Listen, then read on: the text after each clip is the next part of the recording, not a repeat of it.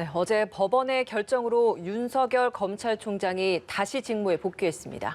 네, 오늘도 정상 출근을 했는데요. 지금 대검에 나가 있는 취재기자 연결을 바로 해보겠습니다. 김수강 기자 나와주시죠. 네, 윤석열 검찰총장은 오늘 오전 9시쯤 정상 출근했습니다. 윤 총장은 어제 법원의 결정 직후 40분 만에 대검 청사로 출근하며 일주일 만에 직무에 복귀했습니다. 어제 오후 5시를 조금 넘겨 대검 청사에 도착한 윤 총장은 건물로 들어서며 이렇게 업무에 빨리 복귀할 수 있도록 신속한 결정을 내려주신 사법부에 감사드린다고 말했습니다. 이어 모든 분들에게 대한민국의 공직자로서 헌법 정신과 법치주의를 지키기 위해 최선을 다할 것을 약속드린다고 덧붙였습니다. 또 이후에는 전국 검찰 구성원들에게 메일을 보내기도 했는데요. 이 메일에서 공정한 법 집행을 통해 국민의 검찰이 돼야 한다고 당부했습니다. 네, 윤 총장의 거취에 영향을 줄 징계위 절차는 아직 남아 있습니다. 이틀 뒤인 금요일에 징계위가 열리죠.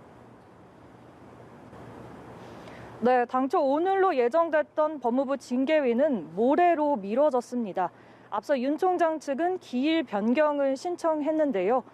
법무부는 피의자의 방어권 보장을 위해 이러한 요청을 받아들였다고 설명했습니다. 또 법원 결정을 존중한다면서도 이는 직무 정지 조치에 관한 판단에 국한된 것이라고 선을 그었습니다.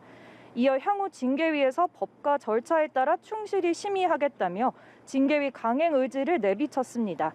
법무부의 징계위 연기에는 고기영 법무부 차관이 사의를 밝힌 것도 영향을 미친 것으로 보입니다.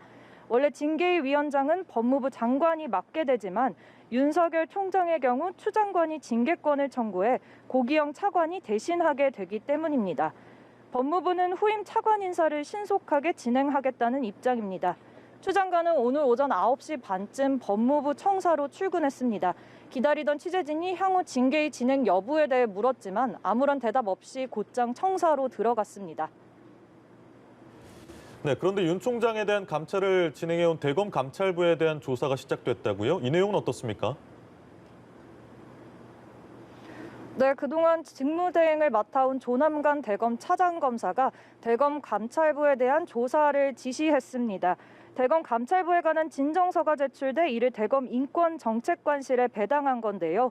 대검 대변인실은 이 진정서는 대검 감찰부가 지난달 25일 수사정보정책관실을 압수수색하는 과정에서 인권을 침해하고 수사 절차를 위반했다는 의혹을 담고 있다고 전했습니다. 앞서 대검 감찰부는 윤 총장의 징계 사유 중 쟁점이 되는 이른바 판사 문건과 관련해 수사정보정책관실에 대한 압수수색 영장을 집행했습니다. 인권정책관실은 검사를 포함한 검찰 공무원의 인권침해 관련 사건을 조사하는 부서로 강제 수사 권한은 없기 때문에 우선 진상조사를 진행할 것으로 보입니다. 다만 이 과정에서 범죄 혐의점이 발견되는 경우 수사를 의뢰할 가능성도 배제할 수 없습니다. 지금까지 대검찰청에서 연합뉴스TV 김수강입니다.